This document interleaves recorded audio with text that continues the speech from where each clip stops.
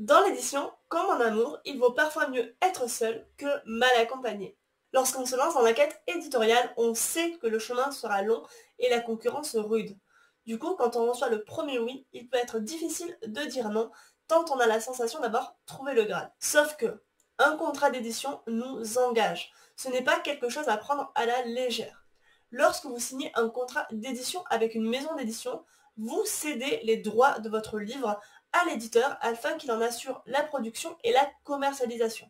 De fait, vous ne disposez plus des droits de votre ouvrage, et ce pour une longue période. Du coup, si ça se passe mal, ça peut être très compliqué et très long de récupérer vos droits, et ce n'est pas ce que l'on souhaite. En d'autres termes, signer un contrat d'édition, donc ça engage votre livre, le livre pour lequel vous cédez vos droits, mais ça vous engage vous aussi en tant qu'auteur, et ça peut avoir un impact sur votre carrière et sur le bon déroulement de celle-ci. Du coup, aussi plaisant que soit ce premier oui à nos oreilles d'auteurs en mal de reconnaissance et de confiance en nous, je nous encourage, et je m'inclus dans le tas, à ne pas signer à la légère, à ne pas s'emballer et à vraiment prendre le temps de réfléchir. Assurez-vous toujours que vous vous adressez à une bonne maison d'édition.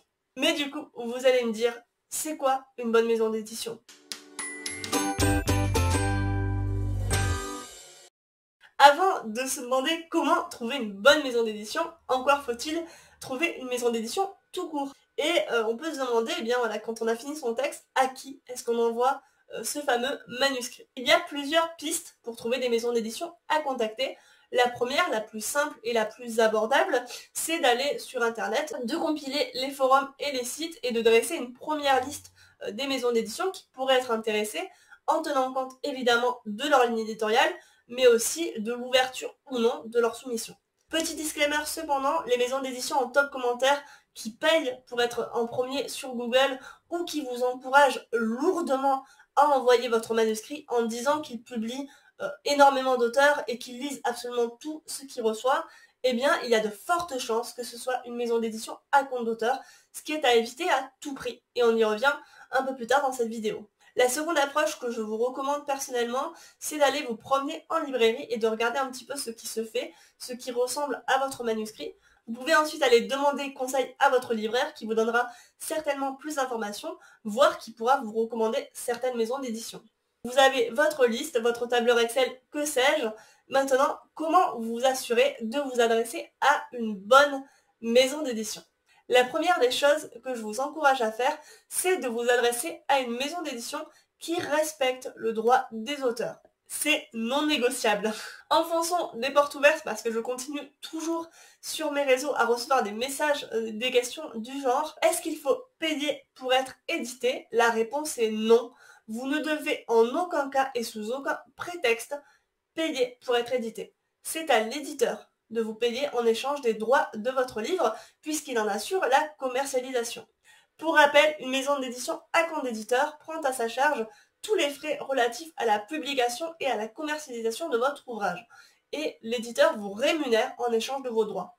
Cette rémunération se présente sous deux formes, l'avaloir et le droit d'auteur. Une maison d'édition à compte d'auteur, à l'inverse, vous demandera de participer aux frais de publication de votre ouvrage, soit en déboursant une certaine somme en échange de la publication de votre livre, et cette somme est assez importante, soit en participant au paiement de la couverture, de la maquette, de la mise en page, de la promotion, ou alors en achetant un certain nombre d'exemplaires de votre propre livre. Attention ici, je ne parle pas d'auto-édition où l'auteur assure lui-même la publication de son ouvrage, puisque là, c'est lui qui s'en occupe et il ne cède ses droits à personne. Dans le compte d'auteur, vous cédez vos droits et en plus, vous payez pour la publication, vous n'êtes pas du tout le maître à bord.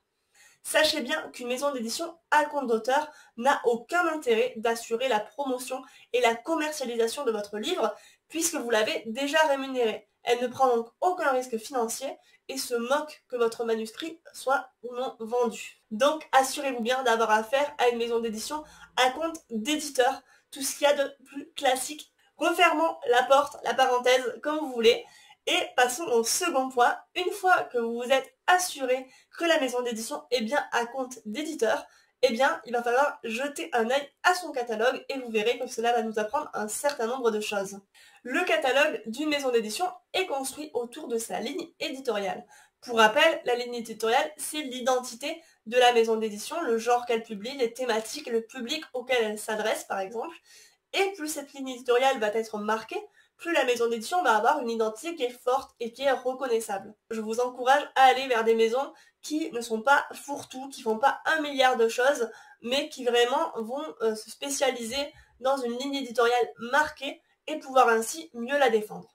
Le catalogue est donc construit autour de cette fameuse ligne et découpé en collections, puisqu'en France, un livre n'existe pas pour lui seul, il existe au sein d'une collection. Vous pouvez avoir une collection jeunesse, une collection adulte, une collection livres de voyage ou témoignages, etc., etc. Donc première chose, regardez bien que le catalogue et la ligne éditoriale de la maison d'édition soient bien construits. Si même vous ne vous retrouvez pas là-dedans, et si même vous, le catalogue ne vous fait pas envie, alors imaginez pour les futurs lecteurs et représentants de libraires, ça va pas donner non plus envie de découvrir les livres qui s'y trouvent. Regardez également au passage si dans ce catalogue, vous trouvez des livres qui ressemblent aux vôtres. Est-ce que vous pensez que votre livre pourra ou non y trouver sa place, puisque, comme on l'a dit, un livre existe au sein d'un ensemble, et ça c'est quelque chose dont il faut tenir compte. On dit souvent qu'on ne doit pas juger un livre à sa couverture, et c'est vrai, mais dans notre cas, ça peut quand même être un bon indicateur lorsque vous regarderez le catalogue de la maison d'édition à laquelle vous voulez vous adresser. Eh bien, regardez le look des ouvrages. Est-ce qu'ils ont l'air de bonne facture? Est-ce que les couvertures sont réalisées par un illustrateur, une illustratrice professionnelle, et est-ce qu'elles donnent envie? Est-ce que malheureusement c'est de l'IA et du coup passez votre chemin, parce que ça veut juste dire que la maison d'édition se fout de la condition de travail des artistes et en plus n'est pas prête à investir pour la qualité et la valeur ajoutée de ces livres. L'IA est encore aujourd'hui assez reconnaissable et je vous assure que un livre qui est fait avec une couverture en IA, ça fait juste pas pro et on n'a pas envie d'avoir ça sur nos salons ni dans nos bibliothèques. Une fois qu'on est passé sur la forme, on va regarder le nombre de parutions. Parce qu'on oublie trop souvent, mais le nombre de parutions est un bon indicateur de la santé de la maison d'édition. Une maison d'édition qui publie beaucoup, potentiellement votre livre va se retrouver noyé dans la masse. Et à l'inverse, une maison d'édition qui publie trop peu, c'est une maison d'édition qui peut-être tourne un peu au ralenti. Donc évidemment, une fois que vous avez regardé ces petits points du catalogue, demandez-vous aussi si le livre peut ou non s'inscrire dans cette maison d'édition et si elle est à même de le défendre. Parce qu'il y a certaines maisons d'édition qu'on adore, que moi j'adore par exemple en tant qu'autrice, mais je sais que c'est pas forcément les mieux placés pour recevoir mes manuscrits, ou alors que mes textes sortent un peu de leur ligne et que donc ça ne fonctionnera pas. Et j'avais consacré toute une vidéo sur la ligne éditoriale précisément. Je vous encourage à aller la regarder si vous voulez plus d'informations. Maintenant qu'on a regardé côté fabrication, catalogue et choix éditoriaux, on va regarder du côté de la communication. Parce que vous savez sans doute, dans l'édition, le nerf de la guerre, c'est la communication. C'est ce qui permet d'être visible, c'est ce qui permet aux lecteurs de vous connaître. Si les lecteurs ne vous connaissent pas, s'ils ne connaissent pas votre livre, vous n'existez pas. Il faut que les gens entendent parler de vous. Et donc pour ça, il faut que la maison ait un pouvoir de communication, promotion qui soit suffisant et les épaules pour assurer la promotion de votre livre. C'est assez compliqué de mesurer à quel point une maison d'édition fait ou non une bonne promo avant de se retrouver dans ses bancs, même s'il y a quelques indicateurs. Le premier, c'est de vérifier que la maison d'édition est bien diffusée, distribuée et a un bon diffuseur-distributeur. Le diffuseur-distributeur, c'est la boîte, l'entreprise qui va se charger d'aller voir les libraires et les points de vente pour montrer le catalogue de la maison d'édition et les nouvelles sorties. Et ensuite, ils vont diffuser votre livre, qui fera partie des nouveautés, au sein de ces différents points de vente. Plus vous avez un distributeur-diffuseur qui est compétent, et plus votre livre va être bien placé sur les étals des librairies. Une fois que vous vous êtes renseigné sur la présence d'un diffuseur-distributeur, vous pouvez regarder comment la maison d'édition s'y prend pour faire sa communication autour de ses livres. Regardez leur présence en librairie, regardez aussi leur présence sur les réseaux sociaux, sur internet. Est-ce qu'ils font des posts sur les réseaux réguliers? Est-ce qu'il y a beaucoup de vues, beaucoup d'échanges? Est-ce qu'ils font des partenariats? Est-ce qu'ils sont présents sur YouTube? Ce genre de choses qui va permettre de voir à quel niveau ils sont investis dans la communication. Aujourd'hui, beaucoup de maisons d'édition s'appuient uniquement sur les réseaux de leurs auteurs et de leurs autrices pour communiquer autour des livres et en faire la promotion. Le problème, c'est que la communication, c'est une obligation de l'éditeur.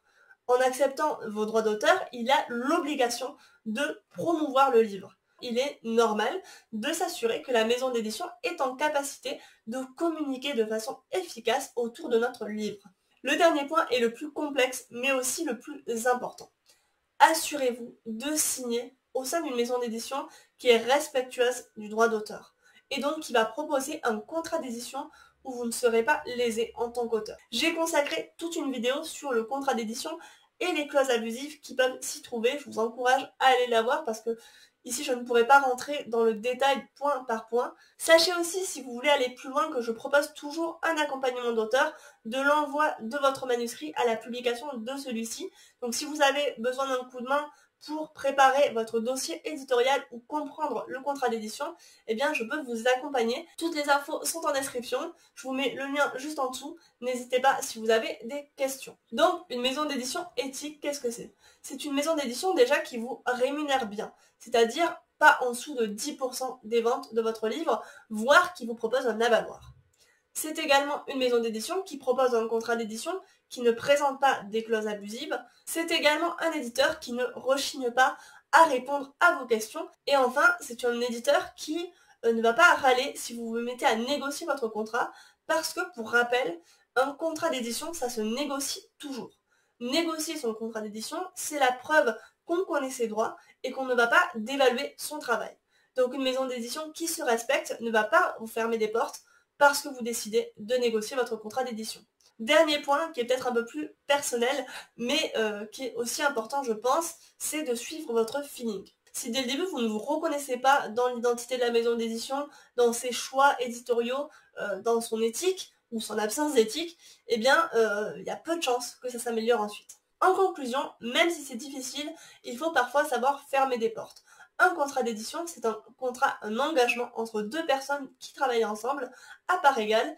Et lorsqu'un éditeur vous propose un contrat d'édition, il ne vous fait pas une fleur, il va simplement travailler avec vous. C'est donc important de se montrer professionnel et éclairé pour que cette relation se passe au mieux. J'espère que cette vidéo vous a plu et vous a été utile. Si c'est le cas, n'hésitez pas à la liker et à vous abonner à la chaîne. On se retrouve très vite pour parler écriture et édition. Et d'ici là, écrivez bien et à bientôt!